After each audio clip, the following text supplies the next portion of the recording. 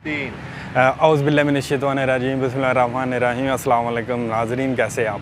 ये वीलॉग जो है स्पेशली मैं तहरीक लब्बैक के जो कारकुन हैं मैं उनके लिए बना रहा हूँ। कल भी मैंने एक ट्वीट की थी और मैं उसकी डिटेल भी आपके साथ शेयर कर देता हूँ। पिछले दिनों आपको स्पेशली मालूम होगा तहरीक लब्बैक के जो कारकुन हैं कि मेरी साथ रिजवी साहब से एक लंबा सफ़र रहा था, फैसलाबाद में उनके साथ गया, वापस भी उनके साथ है।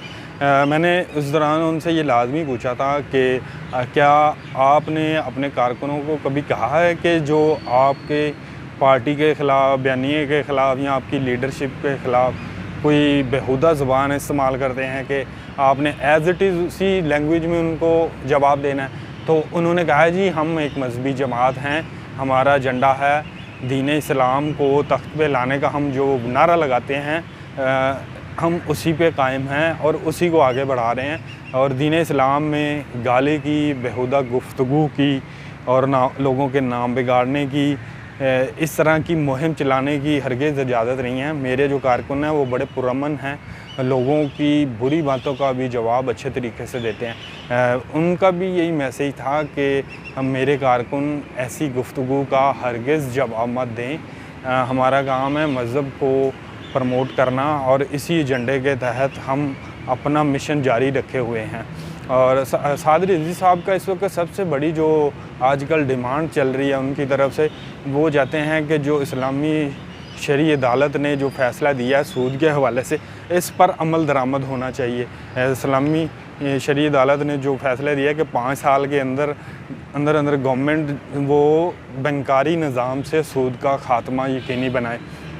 साद रिजवी आजकल अब इस एजेंडे को ज़्यादा तेज़ी से वो प्रमोट कर रहे हैं। उनका भी यही मानना है कि अगर कुरान और हदीस में, इस्लाम में सूद की कोई गुंजाइश नहीं है तो फिर हमारे जो इस्लामी मुल्क है, इस्लामी जमहूरिया पाकिस्तान, जिसके आईने पाकिस्तान की शुरुआत ही इस्लाम के नाम से होती है, अल्लाह और रसूलुल्लाह सल्लल्लाहु अलैहि वसल्लम आखिरी नबी है, इनसे शुरुआत होती है हमारे आईने पाकिस्तान की। तो फिर जहाँ इस्लामी मुल्क में सूद हो जिस मुल्क में, तो वो सूद तो एक नहूसत है। वैसे भी जिस तजारत में, कारोबार में सूद दाखिल हो जाए तो वो तो वैसे ही अल्लाह की तरफ से लानत है सूद पे।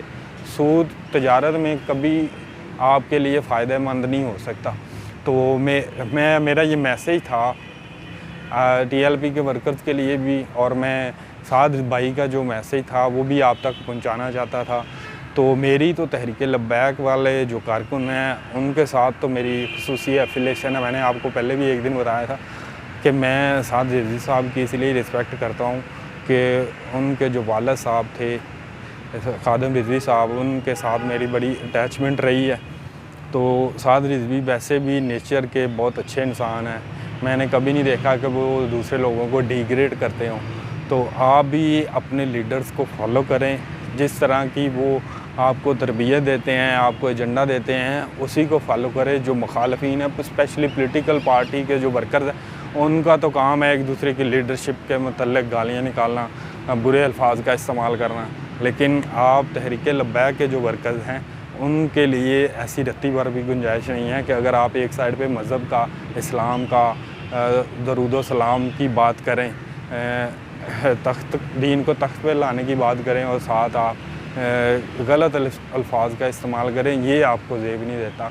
तो मेरी आप लोगों से गुजारिश है अपने इस वीलॉग के ज़रिए कि आप ऐसी मुहिम से दूर रहें।